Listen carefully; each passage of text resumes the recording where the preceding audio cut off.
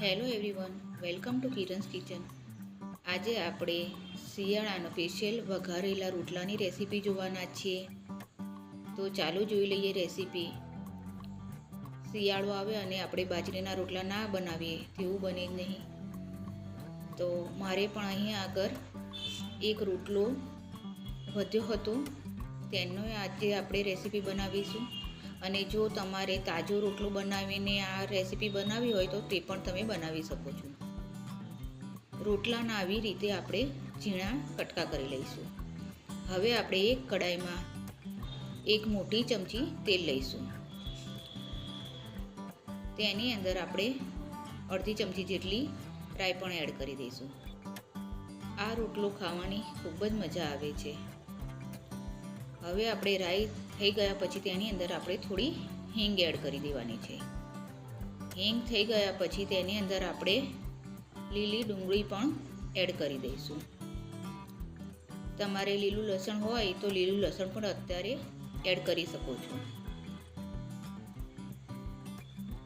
હવે તેની અંદર મેં લસણની ચટણી બનાવી છે તે પણ એડ કરી દઈશું. જો તમારે આ લસણની ચટણીની રેસીપી જોવી હોય તો નીચે ડિસ્ક્રિપ્શન બોક્સમાં લિંક આપેલી છે, તો તમે ચેક કરી શકો છો. હવે આપણે બધું બરાબર મિક્સ કરી અને લસણની ચટણી સરસ મજાની સતળાઈ ગયા પછી તેની અંદર આપણે થોડીક હળદર એડ કરી દઈશું. હવે તેની અંદર આપણે સ્વાદ પ્રમાણે મરચું અથવા તો એક મોટી ચમચી જેટલું મરચું એડ કરી દઈશું. મારે મરચું વધારે તીખું નથી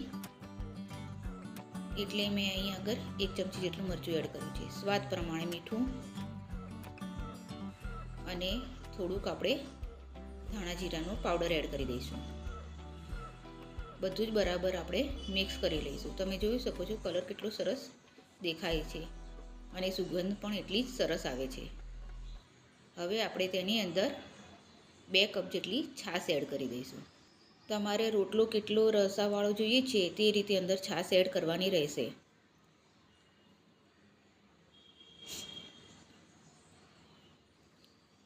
મેં અહીં 2 કપ પૂરા કર્યા હતા. હવે આપણે છાશ સરસ એવી ઉકળી ગયા પછી તેની અંદર આપણે બીજી થોડીક લીલી ડુંગળી એડ કરીશું. લીલી ડુંગળી થોડીક વઘારમાં એડ કરવાથી એની સુગંધ ખૂબ જ સરસ આવે છે. અને આવી રીતે એક ઉભરો આવ્યા પછી આપણે અંદર લીલી ડુંગળી એડ કરીશું તો થોડી ક્રન્ચી રહેશે, એટલા માટે ખૂબ સરસ લાગે છે. એટલે 2 વખત આવી રીતે થોડી થોડી કરીને ડુંગળી એડ કરવાની. આમાં લીલું લસણ પણ ખૂબ સરસ લાગે છે, પણ મારી પાસે અત્યારે અવેલેબલ હતું નહીં.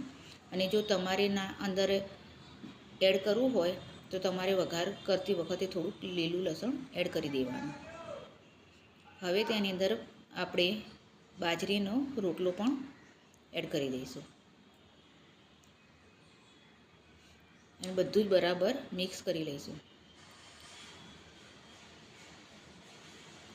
બાજરીનો રોટલો એકદમ સોફ્ટ થાય ત્યાં સુધી આપણે થવા દઈશું.